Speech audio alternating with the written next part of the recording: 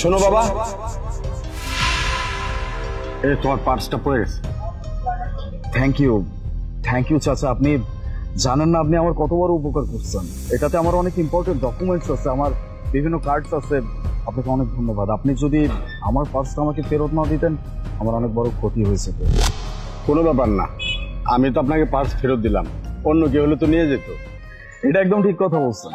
আজকাল আমাদের দুনিয়ায় এমন ইমানদার, সৎ এমন ব্যক্তি পাওয়া খুব কষ্ট, মানে পাওয়াই যায় না। আপনি খুব সৎ একজন মানুষ। বাই দ্য ওয়ে, আপনাকে দেখে অনেক চিন্তিত মনে হচ্ছে।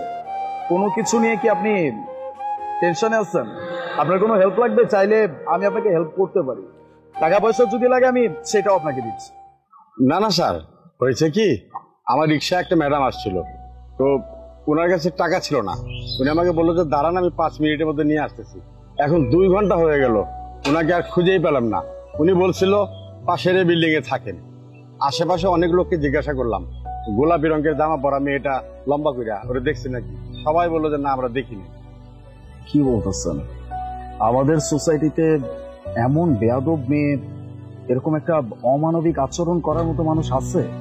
আচ্ছা, আপনি একদমই চিন্তা করবেন না। আপনি এক কাজ করেন, আপনি আমার সাথে চলেন, আমার বাসায় চলেন, ওখানে গিয়ে চা নাস্তা করেন, আমি ছেলে পেলে দিয়ে ব্যবস্থা করতেছি।